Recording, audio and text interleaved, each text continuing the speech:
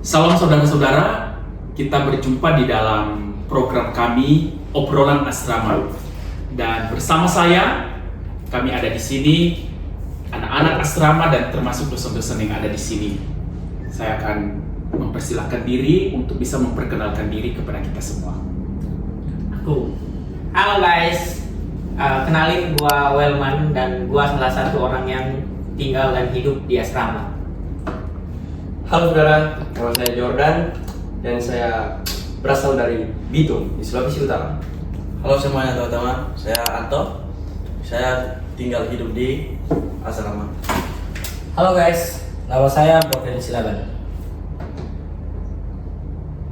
Ayo bapak lagi pak. Saya lagi ya.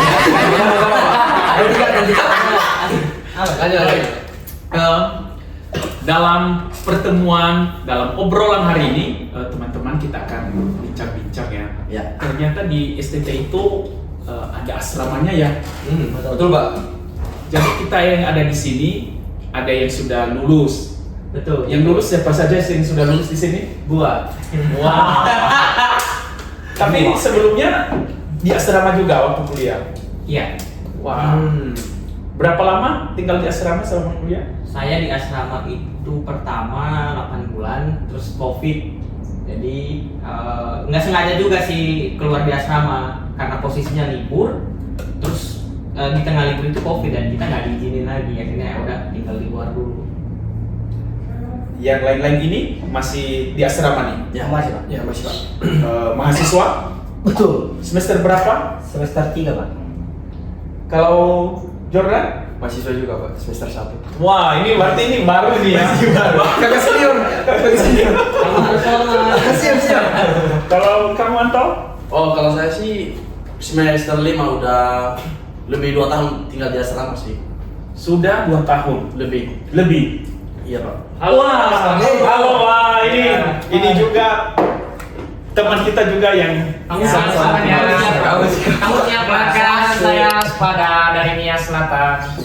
Semester 5. Halo semuanya. Sudah semester 5 ya waspada ya? Iya Pak. Jadi sekarang masih tinggal di asrama. Betul. Nah, hari ini kita akan coba bicara mengapa sih kalian mau kuliah di STT dan harus tinggal di asrama? Bukankah tinggal di luar itu lebih enak ya? Ya betul Pak. Bebas. Betul bebas. Kan saya udah pernah. Ya. Selamat pagi. Selamat. Halo bro. Udah sabu. Selamat pagi Bapak. Selamat pagi. Ayo pagi Pagi semua. Apa nih? Ada apa nih? Ini channel baru kita, Oh, ngapain? Kita berapa? namanya Obrolan Asrama. Mantap kali. Dan ini salah satu dosen juga yang mengajar di sini dan pernah berasrama juga ya Pak ya? Produksi belum Pak. Tapi saya pernah. Waktu SMA saya pernah berasrama Pak. Ya, kira-kira gitu. Ini ngapain kita ngobrol asrama ini ngapain Mbak sebenarnya? Jadi kita tertarik nih tema ini ya. Hmm. Ternyata STT itu mahasiswanya tinggal di asrama Pak. Oh ya. Dan kita akan coba obrolin agar orang-orang tahu ternyata mungkin di luar sana asrama itu pandangannya wah terikat lah, tidak bebas lah. Apakah seperti itu? Nah kita coba obrolin bersama-sama. Ngobrol bareng gitu ya. Iya. Siap. Dimulai dari siapa ini yang menyampaikan tentang kehidupannya bagaimana? Atau dari adik dulu kan? Adik. Oh iya. Yang mungkin yang sudah lama di asrama dulu. Oke.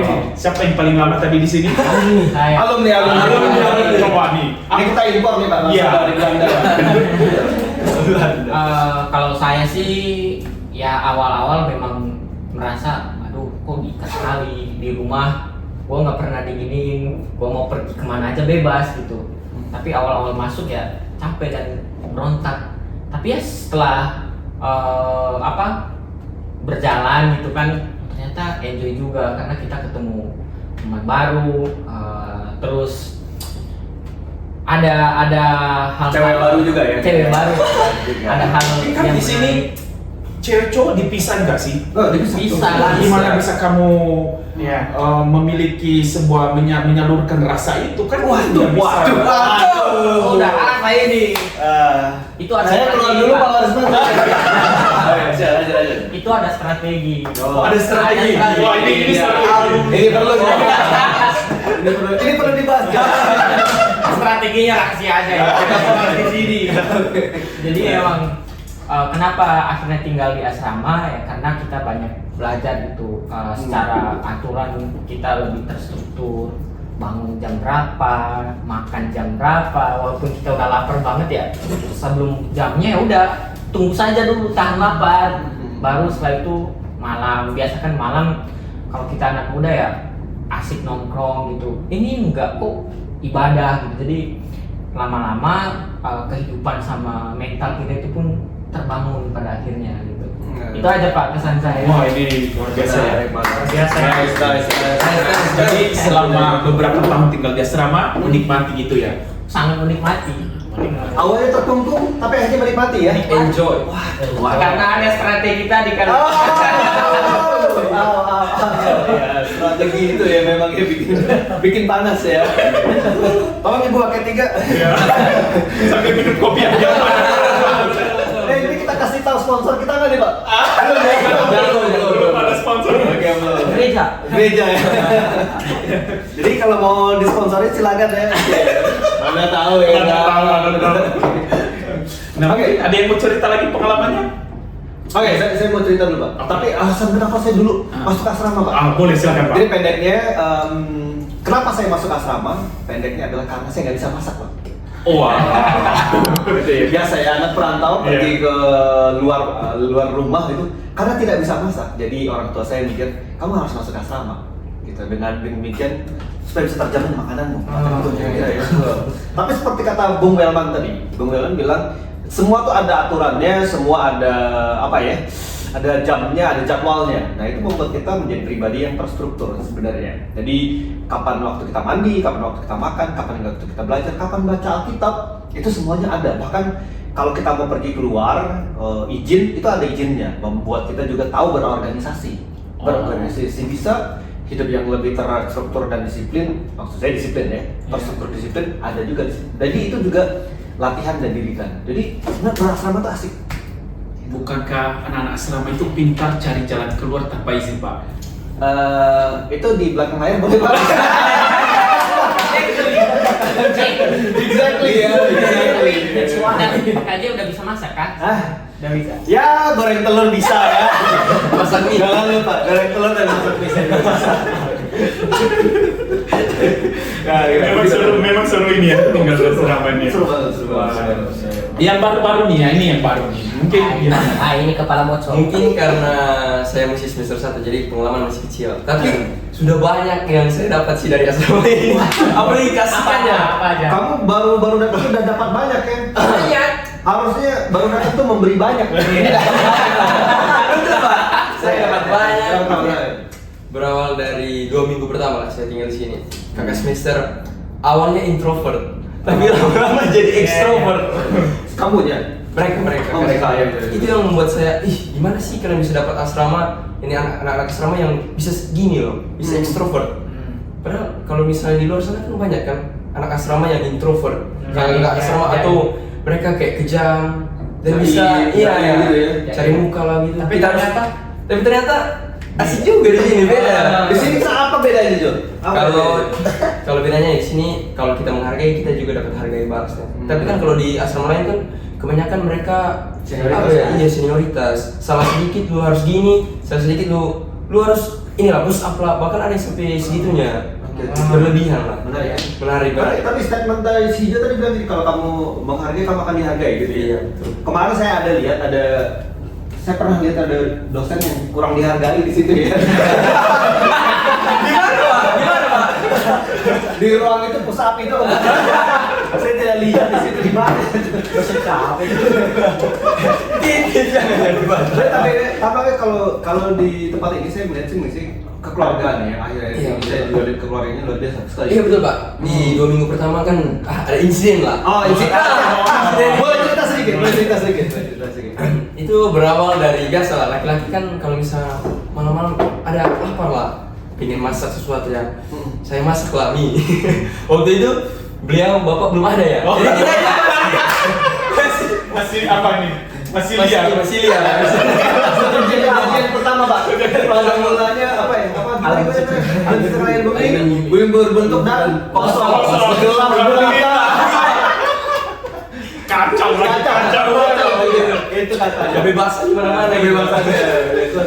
Oke. Nah, Tapi ternyata berarti hidup di dalam kebebasan yang apa ya? Kebebasan yang tidak terkendali itu chaos ya. Iya, chaos. Nggak nyaman ya. Nggak nyaman juga. Oke, terus lanjut. Nah, kan kita udah masak kan. Aku udah masak minyak, udah karena pikir enak nih bagi telur nih, masak telur. Telur udah masak, udah jadi. Udah masak, berpikirlah secara logika, gimana supaya telur ini cepat dingin. Pikirlah mau ambil air lah di kamar mandi supaya cepat dingin lah, mau direndam. Pas mau direndam, mau pergi ke tempat kamar mandi, kepleset lah. Bang, Wah. jam 12 subuh itu. Jam 12 ya. Jam 12 itu kepala bocor, berdarah-darah, pusing. Pertama waktu jatuh pusing memang, sekitar 3 menit lah di lantai itu, nggak tahu bisa mikir apa, pokoknya sakit banget. Langsung ingat Tuhan nggak? Langsung ingat Tuhan nggak? Ingat telurnya sih. Nggak dapat telur. Yang dulu diselamatkan itu. Kenapa Jo? Karena telur lebih apa?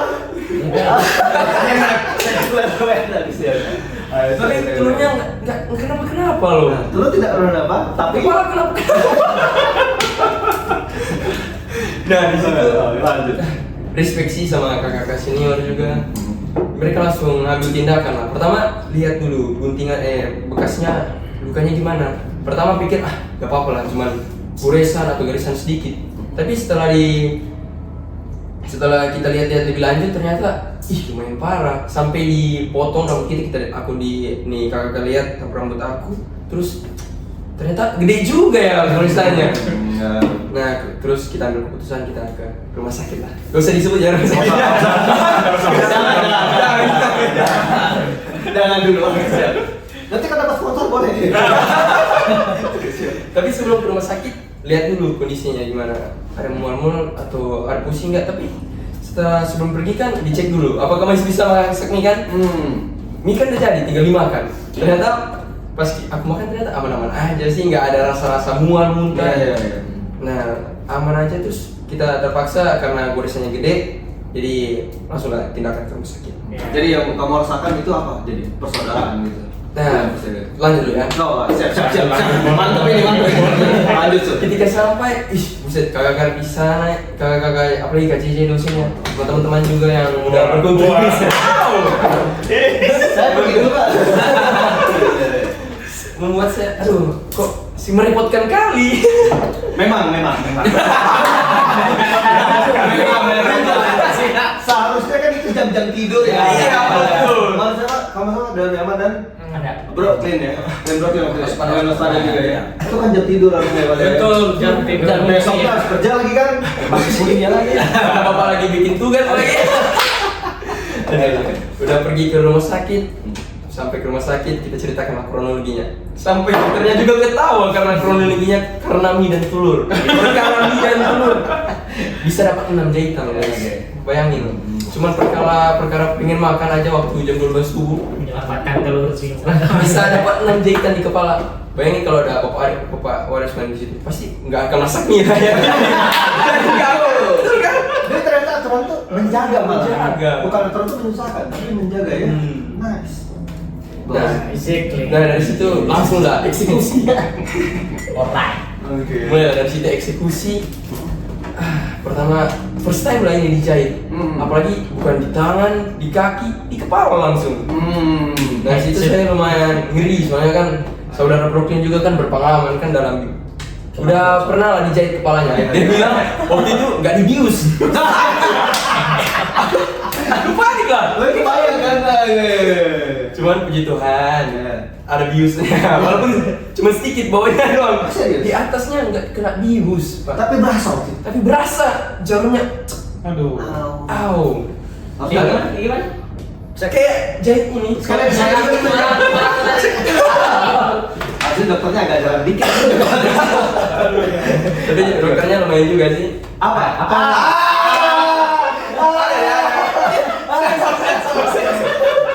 Sensor.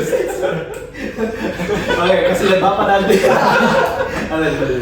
Lanjut siang ketika udahlah jahit. Sebenarnya kan ada 3 operasi yang kita harus jalani. Pertama itu jahit sama juga suntik. Nah juga ketiga itu mau cek lah scan. Cuman karena anak serama ya biaya terbatas. Oh iya. Jadi ya kita gunakan 2 aja, suntik dan jahit. Ketika sudah lakukan udah nyaman lah. Ketika kepala udah dijahit pertama rasa kebuka banget, Pak. Betul, buka banget di sini. Habis dijahit udah ketutup. Kayak awalnya bocornya banyak, terus kan enggak kan dijahit. Nah pulangnya saya lihat teman-teman saya juga kakak ternyata capek banget. Dari jam 12 sampai jam 4 ya Pak. 4 subuh baru kita sampai sini. Belum lagi besok ada kegiatan. Teman-teman kakak yang kerja ada juga yang masih melakukan tugas sebagai anak asrama. Terus saya besoknya tidur. Itu betul. Kita nunggu, saya masih ingat kita nungguin dia di Setengah jam lagi. Di apa? Di rumah sakit. Kita pikir masih tindakan, Pak. Ternyata Dia ketiduran. Setengah jam. Saat kami Dan digigit nyamuk. kami di luar digigit nyamuk supaya kami pikir masih tindakan si Jordan, kasihan gitu ya. Aman dulu gitu. Kayak kita tunggu. Ternyata dia udah selesai dan udah tidur. Lah ini saya menarik nih.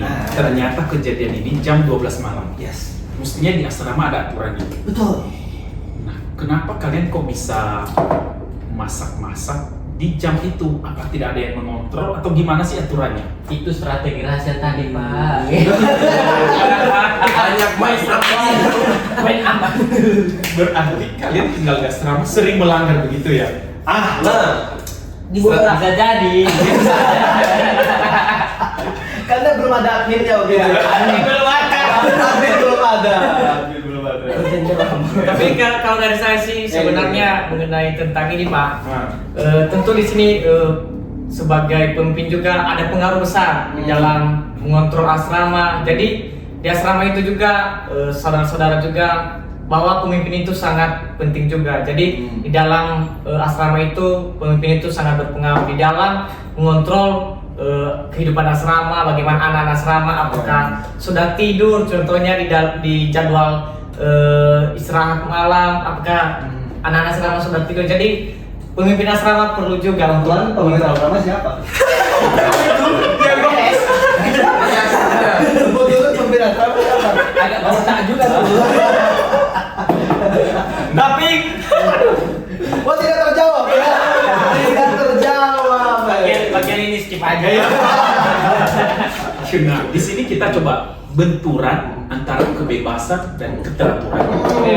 Aturan membuat kita seperti terkekang ya, apalagi kita semua ini dari luar nih. Dulu kita dari kampung masing-masing hidup bebas ya. Masuk di sini ada aturan. Sebenarnya menurut kalian hubungan antara kebebasan dan keteraturan itu seperti apa sih sehingga kita bisa mengatakan wah hidup di asrama ini enak nih. Gimana? Silakan guys. Alumni. Oh, jangan. Ayo, Belum. ayo. Gimana? Dari Koko Anto. Oh, tapi menurut saya sih kalau tinggal di asrama ini lebih penting juga buat kita sih. Saya dulunya tinggal di luar juga sih, orangnya gimana tuh? Orangnya bebas karena sendiri tinggal di luar, ngekos sendiri, bayar sendiri. Tapi kalau paling kita bebas aja. Kita kalau lakukan hal-hal yang tidak sesuai yang diinginkan Tuhan, ketika sampai di asrama ya puji Tuhan ada Pertobatan. ya seperti Contohnya.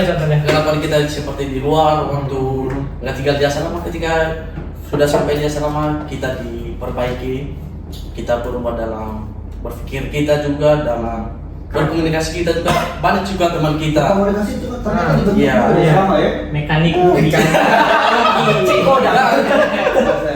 Kita juga selama ilmu kita bertambah dan kita juga dulunya saya dulunya nggak dekat sama Tuhan, nggak kenal Tuhan itu siapa. Ketika saya nyampe di asrama ya puji Tuhan, Banyak belajar ya. banyak belajar juga, baca Alkitab Lebih baik. lebih baik. Exactly. Ejek. Oh iya, Pak Warsman.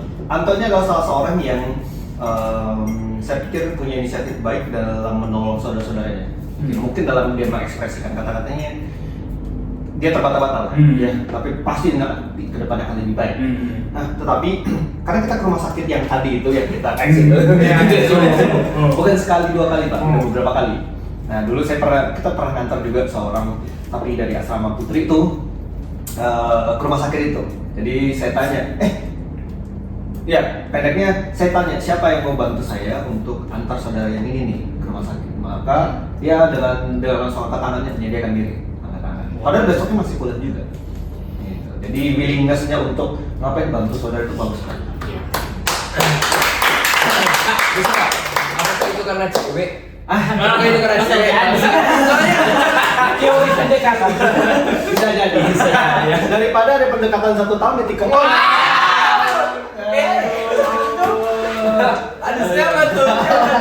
Nah, tadi begini teman-teman, tadi dibahas ya. Ternyata di asrama itu juga masa pembentukan. Iya. Dan itu pengaruh kepemimpinan itu penting. Betul. Ini tadi waspadakan ngomongnya. Saya juga baru hadir sini ya, baru beberapa bulan. Tapi saya mau tanya nih, apakah teman-teman merasa apakah aturan yang ada di asrama itu benar-benar membentuk seseorang menjadi pribadi yang baik? Karena saya mendengar aturan itu malah orang bisa nanti jadi legalisme juga.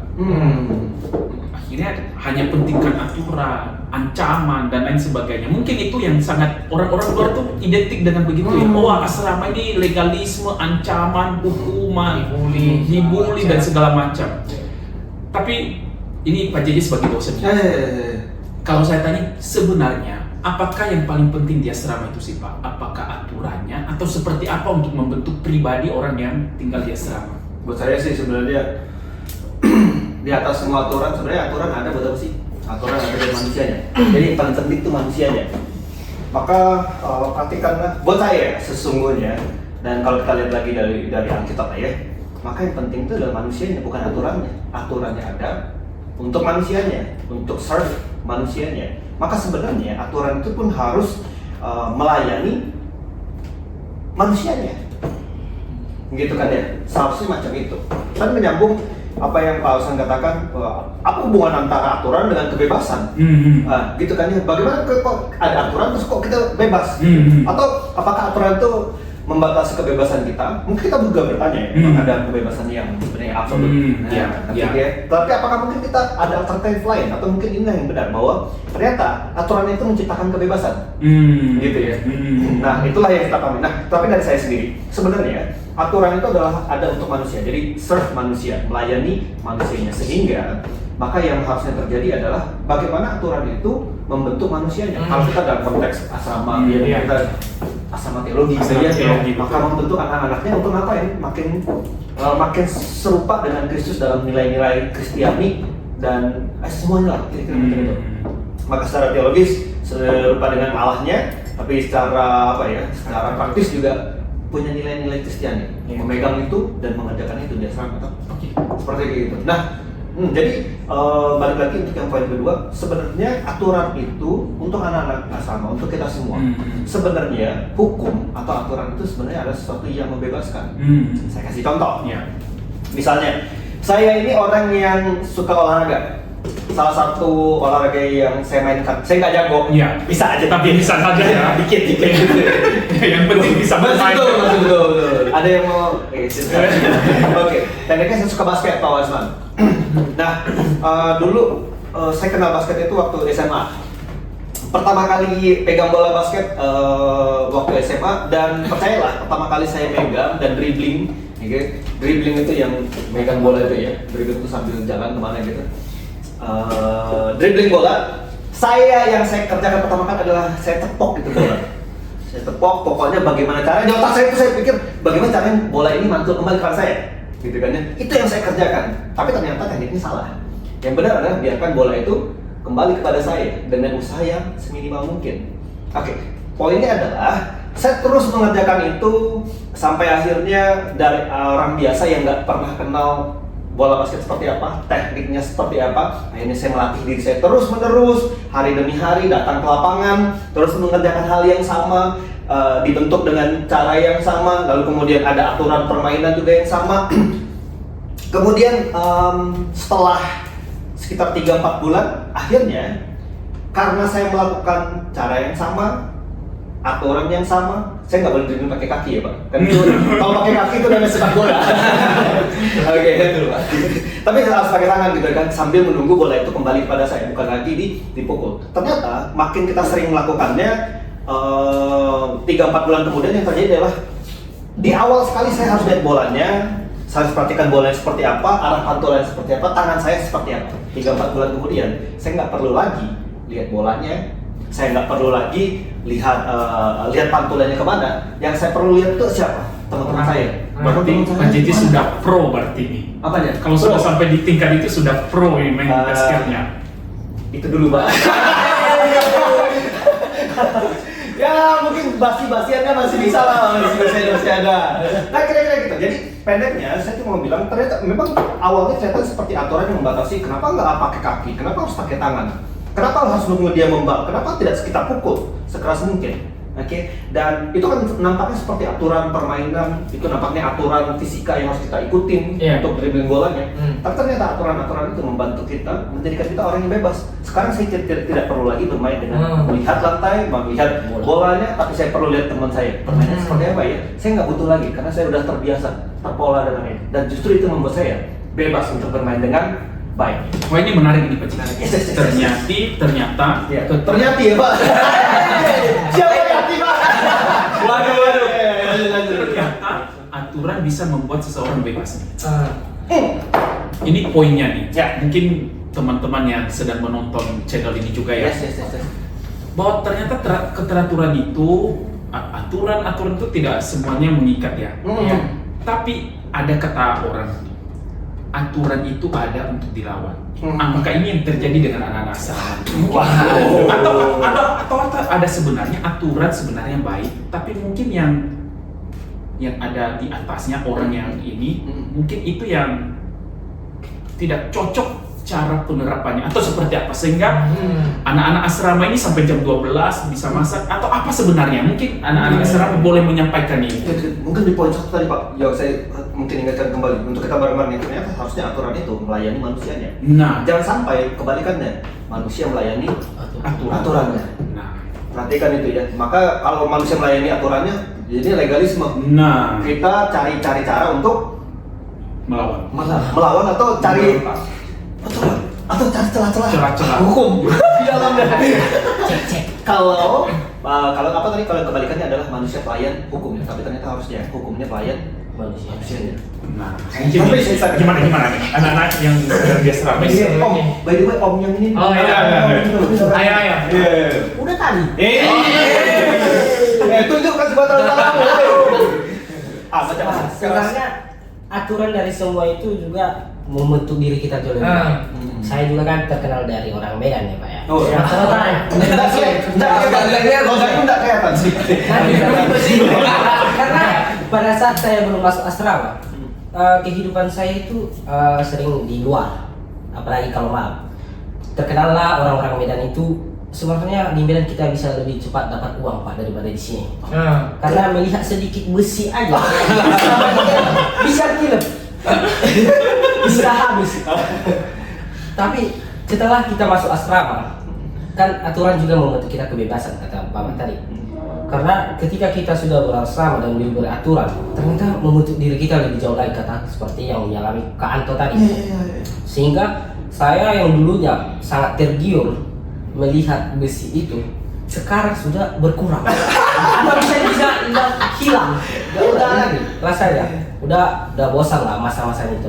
Sekarang udah masuk asrama, saya diajarkan untuk menjadi jauh lebih baik, menjadi saudara sesama, mengasihi, inisiatif tinggi.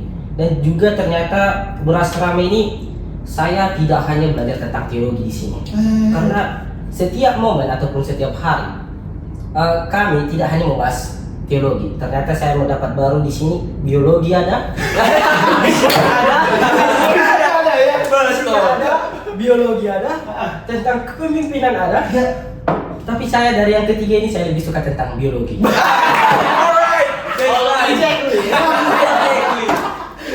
Iya loh, jadi sekolah lagi tetap kita bangsa ya, benar ya.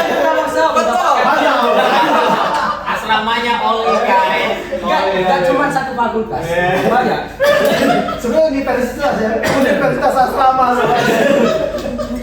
Tapi di atas itu semua, Pak Warisman. Iya. Jadi kita tahu bersama ya, kalau nanti pagar gedung ini hilang, kita tahu siapa. Oke. Kita kembali ke topik ini. Oh, siap. Kita ada lagi yang ini. Iya. Bagaimana? Kalau dari saya sih teman-teman begini, kalau misalnya kita hidup di asrama itu mengapa misalnya cenderung anak asrama itu melanggar ya, misalnya ketika ada peraturan yang sudah ditetapkan tetapi dia melanggar karena salah satu faktornya mungkin karena ketidakkonsistenan terhadap aturan. Contohnya saya dulu pengalaman sebagai ketua asrama, jadi saya melanggar. Jadi mengapa mereka melanggar? Karena saya tidak memberikan contoh yang baik ya. Ini jangan diikuti. Jadi setelah Ini berarti pengakuan Iya. dosa. Jadi dalam hal ini juga saya merasa bahwa saya sebagai ketua asrama pengaruhnya sangat besar. Jadi saya juga harus bertobat dulu, harus mengikuti aturan yang ada supaya tujuannya saudara-saudara saya yang lain mengikuti aturan yang ada di asrama. Jadi setelah saya perhatikan ternyata ini adalah salah satu faktornya. Jadi saya harus memperbaiki diri dulu supaya yang lain juga mengikuti aturan yang ada di asrama. Tujuannya adalah supaya lebih tertib dan ya lebih aman lah. Ternyata hidup dalam aturan Iya. itu seru kan ya? Seru. Hidup Iya. dalam aturan seru betul ya? Betul, Seru. sangat seru. Malah menyenangkan ya? Menyenangkan sekali. Seperti itu dari saya, Pak. Baik. Ini menarik ya. Iya. Sebagai ini bagian terakhir nih. Iya. Saya kalau kita baca sejarahnya, ternyata orang yang tinggal di asrama itu bukan hanya zaman sekarang.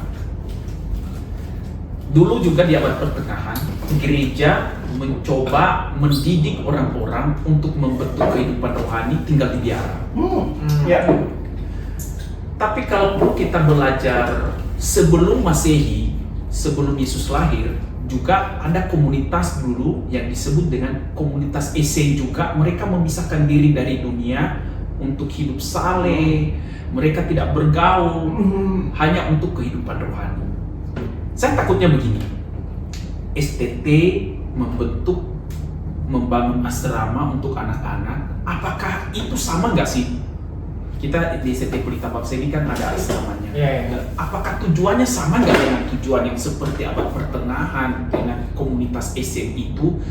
Akhirnya kita tidak bisa melihat dunia luar, kita tidak bisa bergaul dengan dunia. Padahal sekali lagi tadi kita sudah memulai bahwa aturan itu tujuannya untuk melayani manusia. Kita dipanggil ini untuk melayani manusia. Tapi apakah mungkinkah asrama itu bisa salah sasaran, menyimpang, atau seperti apa sebenarnya? Silakan. Apa dulu nih? langsung saja. Kalau apa ya, buat saya ini sepengalaman saya gitu Pak. Kalau dikaitkan dengan biara, memang sudah pasti gitu ya tujuan utama baik itu biara. Saya ada setuju di biara itu adalah pokoknya adalah kita akan semakin lebih baik. Cuman seandainya peraturannya itu akan terlalu menekan manusia sehingga manusia itu nggak bisa berkembang dengan cara dia sendiri, tapi dalam rule yang mungkin sudah ditentukan, maka itu juga jadi masalah. Jadi maksudnya gini, misalnya udah diberikan aturan, terus ada orang yang melanggar gitu, katakanlah saya melanggar aturan itu dan saya langsung dihukum tanpa memberikan solusi seperti apa, atau bahasanya adalah tanpa memberi ruang untuk salah gitu atau ruang untuk berbenah, itu juga akan menjadi salah. Karena salah satu yang akan bikin kita menjadi lebih baik pada akhirnya adalah kalau kita diberi ruang terus kita dikasih tahu, oh kamu salahnya di sini, kamu harus melakukan ini. Nah, terkait dengan apakah asrama itu baiknya seperti beda? Enggak, karena memang kalau kita lihat kembali lagi, hidup kita ini kan karena ini terkhusus untuk sekolah teologi, harusnya asrama itu membentuk, mempersiapkan dan memperlengkapi. Untuk apa? Untuk kita bisa keluar, kita bisa melihat dengan luas dan pastinya lebih detail gitu. Apa sih yang menjadi kebutuhan manusia gitu. Lewat pembentukan di asrama itu harusnya aturan asrama itu mengarahkan kita untuk mencapai itu tadi, membentuk, mempersiapkan dan memperlengkapi kita untuk bisa melayani orang-orang di sana, atau kita udah bisa survive nanti setelah kita keluar dari asrama gitu. Artinya kita punya value yang bisa membantu dan menolong orang menjadi lebih baik. Nah ini Itu menarik Pak. ya. Jadi ternyata tujuan berasrama agar kita bisa dapat value-nya di sini, sehingga nanti ketika keluar bisa menolong masyarakat, bisa menerangi masyarakat ya. Saya ingat satu pernyataan firman Tuhannya, jika Kristus memerdekakan kamu, maka kamu benar-benar merdeka. Apakah kalian setuju bahwa di dalam asrama ini kalian benar-benar merdeka tidak? Merdeka Pak. Merdeka sih. Sangat merdeka. Merdeka ya. Merdeka ya. Barusan bulan Agustus kok. Merdeka. Mereka dan demo. Betul.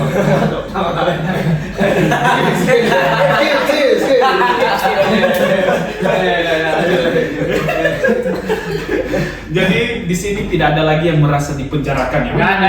Benar-benar merdeka. Tapi kita akan mengakhiri ini.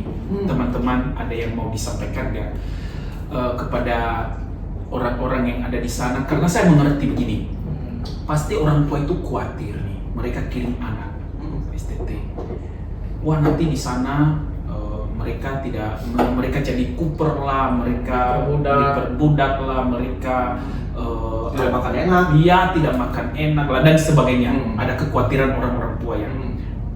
Tapi mungkin hari ini kita bisa bicara nih, agar orang-orang yang ada di luar, orang-orang Kristen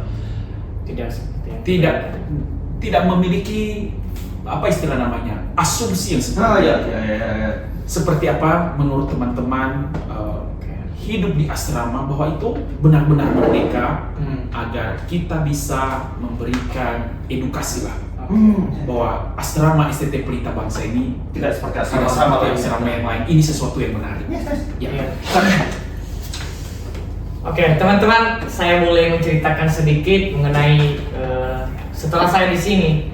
Mungkin saya mau mengajak juga, mungkin ada orang tua yang pengen anaknya untuk tinggal di asrama atau sekolah hamba Tuhan. Jadi saya mau katakan bahwa setelah saya hidup di asrama ini, banyak hal yang merubah hidup saya. Yang dulunya karakter saya itu tidak baik, contohnya berkata kotor, berkata kasar, dan sekarang lebih baik lagi.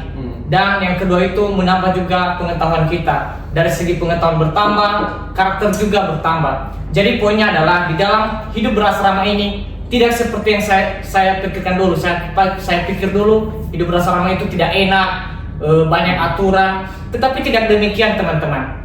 Malahan hidup di asrama itu sangat menyenangkan sekali. Banyak cerita, banyak kisah yang saya alami di sini. Karena itu membentuk pribadi saya juga.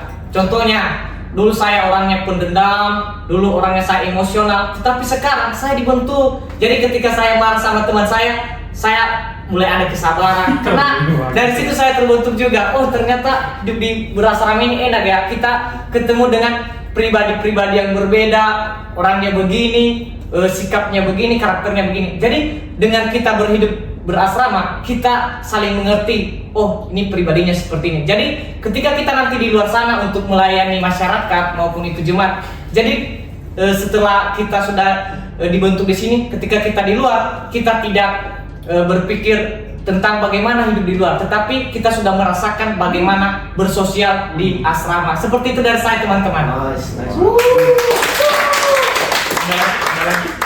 Jadi bagi Bapak Ibu yang penasaran dengan kehidupan di asrama, tonton terus di channel kami. Dan jikalau dari orang tua penasaran atau mau menitipkan anaknya di sini, boleh, kami masih menerima. Betul. Siap. Tetap ajukan ya. Masih ada lagi nggak teman-teman? Dari saya. Nah, silakan Pak. Satu closing statement dari saya. Ya. Berasrama itu asik kok. Ya, menyenangkan. Menyenangkan ya. Ya, baik, kami akan mengakhiri. Kita akan ketemu lagi di episode selanjutnya ya. obrolan selanjutnya. Ya, obrolan selanjutnya selanjutnya. karena ini adalah bincang-bincang sekitar hidup di asrama. Iya. Dan kami akan terus menyampaikan hal-hal yang kami alami sebenarnya tinggal di asrama yang sangat menarik. Apalagi tentang asmara di asrama. Asmara Di di asrama. Dan ini tidak boleh dilewati. Bincang-bincang. Bukankah mahasiswa itu boleh pacaran atau tidak boleh, atau pacarannya sembunyi-sembunyi, atau sebenarnya hidup sebagai saudara. Ya. Nah, jadi kami selalu mengundang, dan jika ada teman-teman yang tertarik dengan mau sekolah di STT, di sini Sekolah Tinggi Teologi Pelita Bangsa ada di Jakarta. Welcome. Ya, welcome, ya. Tepatnya di Jakarta Pusat, Pasar Baru. Selatan nomor 25. Dekat Monas. Ya, dekat Monas lagi, memang strategi sekali ya. Dekat Monas. Berapa lama kita dari Monas?